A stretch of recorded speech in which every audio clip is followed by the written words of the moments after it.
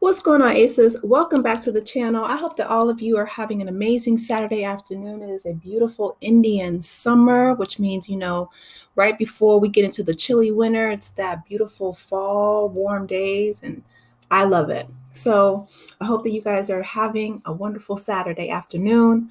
I want to jump on to what's going on with Keith Lee and the backlash that he's receiving, right? So him and his family have been doing food tours for a while in different cities throughout the US. So he's gone, he's from Las Vegas. He did that city, went to New Orleans, so on and so forth. But when he did his food tour in Atlanta, he is receiving all this backlash. Like the social media streets continue to buzz. And the latest to give their thoughts, is Chad Ochocinco, who's doing a podcast with Shannon Sharpe called The Nightcap. And I'll let you guys hear what he has to say because he's really ripping into Keith Lee. And then Keith Lee responds directly to Chad. And then I'll give my thoughts and commentary about the whole situation at the end. I don't like the fact of what he's doing.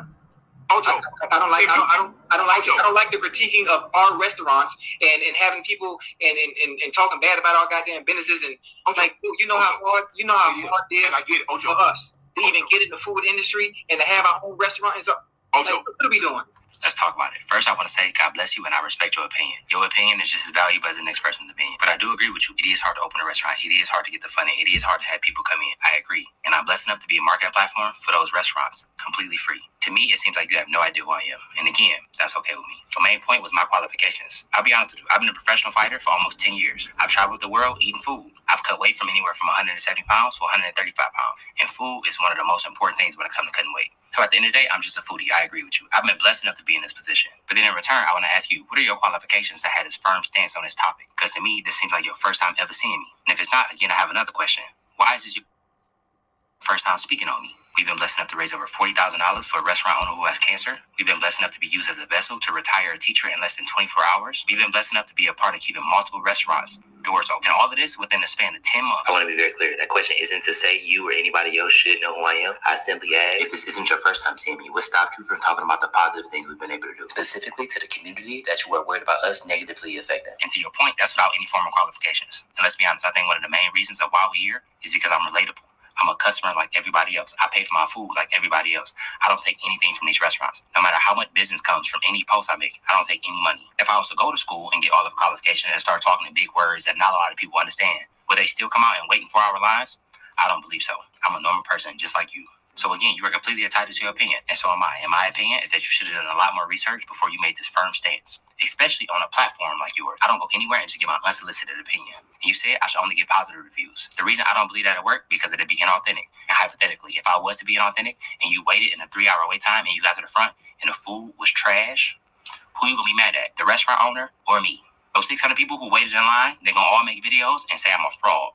Say I lied. And that 4-hour line only gonna be there at one time because everybody gonna say the food is trash. Simply just as like me, not even a restaurant themselves. But if it's a restaurant where the people really put their time and their effort into, that 4-hour wait time is gonna be 4 hours the next day, and the next day, and the next day. God willingly, of course. Again, I'm gonna be very clear. I think you are completely entitled to your opinion, just like I am. 99% of my videos have ended very positively. Charge my car for $26.73. That's what she said she made when it sells today. Instead of crying, you need to rejoice. Their total sales was $2,200 for the day.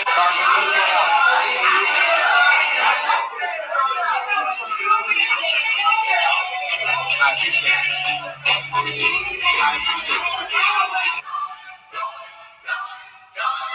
Y'all, look at the impact of Keith Lee. Look at these cars lined up. Y'all, this area is always empty. Oh, you got these people attention now? Mm-hmm. Talk that talk, George.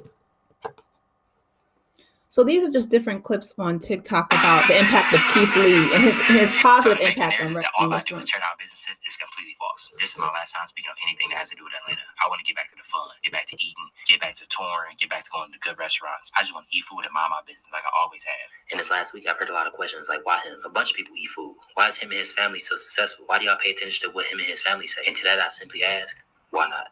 God bless you. God bless you. Have an amazing day, y'all. Okay, let me go ahead and give my thoughts, right?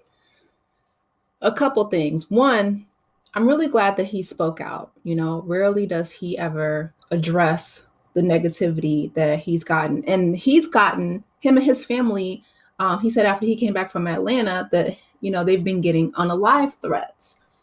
All these people who are trying to come after Keith Lee and his family, come on, y'all. That's one, he's been a professional fighter for the past 10 years. So it's not wise to run up on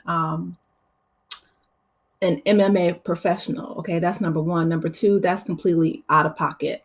And y'all are 100% wrong for that. Three, right? I remember when Shannon and Chad, they started their podcast recently, and Shannon showed the clip of Chad breaking down crying because they got 50,000 subscribers. He's like, I don't even know 50,000 people. And he was, really happy. And the only reason why I say that, because that is a blessing, first of all. But I think that he is maybe intimidated by the fact that Keith Lee has 14.5 million. Okay. That's not to say, again, like, that 50,000 isn't a blessing, or that Nightcap isn't continuously growing, because I'm sure that it is. But when you compare it to the 14.5 million on TikTok, that's not a comparison. That gap speaks for itself, right? So in my opinion, my humble opinion, I think that Chad might be feeling a ways, because a lot of people, myself included, I think, that before I really got into this social media game, and I'm still fairly new, a lot of people underestimate the power of social media, that the internet really has changed the game as far as the gatekeepers. And Chad's not that old, like he's in his mid 40s, 45, I believe. But if you weren't raised in the, in the internet game, like Keith is, he's, comparably younger, then I feel like it can be overwhelming, and it can be something that he might have a little bit of jealousy. That's what I'm seeing here. Okay. Because I feel like, Chad saying, well, I've never got a bad experience. Well, Chad, you're a celebrity, and you use that celebrity status to heavily influence your experience when you go to restaurants and clubs and different places. Keith does not, right? He says specifically, he goes out of his way. He stays in the car. He sends his family ahead, to try to get the everyday layperson's experience when he goes to a restaurant. And that's why people, trust his advice, because he's a man of integrity and he's a man of faith, right? He's married. Okay. He loves his wife. Like, all these things speak to his character. And a lot of those things, I feel like that's why he's been so heavily attacked. I really do. It's unfortunate, but people are intimidated not only by his success, and I feel like that's the Lord blessing him because he is such a man of integrity and a man of character and faith, right? He always gives God the glory, even taking pictures with fans. But also, I just feel like, he's been dedicated and disciplined, not only in his craft as an MMA fighter, but he financially blesses people wherever he goes. Like, he tips, waiters thousands of dollars. He gives, cash money to a lot of these struggling businesses. He would ask it was a couple of restaurants in Atlanta. He asked them, I think it was a Jamaican one, that he posted. He asked what was her sales for the day. She said 2,600. He said, well, charge my card for the exact same amount for the whole sales of the entire day. You know what I mean? He gave her that in one big swoop. So the fact that, he's going out of his way to give cash money, put cash money into the hands of these people, and also give them positive reviews. Like he said, most of his videos are positive. He's not just going around, unsolicited to these restaurants, but he is influential, and his name carries a lot of power and prestige because of his integrity. And a lot of people are intimidated by that, including our friend Chad over here. But and I'm glad, that Shannon was trying to, give a counter perspective. But for Chad to just base, Keith and his family's experience off of his own personal experience, like I really need for us to dig a little bit deeper than the surface level experience of our own, perspective, right? Put yourself in other people's shoes. That's what empathy is. That's what growth is. That's what maturity is. Chad, I need you to do a little bit better. But I do. I feel like he's intimidated by Keith, by the number of followers and presence that he has on social media. A lot of people are, right? That's why they asked him, well, why do people trust your word? Why do people trust you and your family's perspective? He literally laid it out, right? He literally laid it out. He said that he gives his 100% honest opinion, good, bad, or indifferent, right?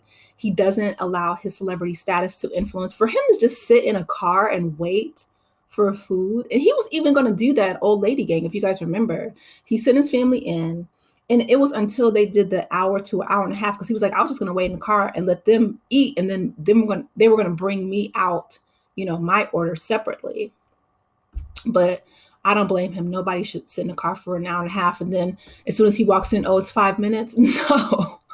But see, Chad, again, he's like, I never had a bad restaurant experience. He would have just ate that up, according to his own words, right? Because he's never had a bad experience in a restaurant. Well, you're a well-known celebrity. But if you were to send in, your extended family and nobody knows them, then they would have a different experience. But you guys let me know your thoughts in the comments. I'm really excited for the good that Keith is doing for the entire community. I'll just say that. And I wish him and his family the best. And protection. Y'all leave them alone. Whoever is out there sitting on unalive threats, that's not cool. It's not that serious. But yeah, let me know your thoughts in the video. Please be sure to like, share, and subscribe if you haven't done so already. And enjoy the rest of your weekend. Take care, Aces. Bye.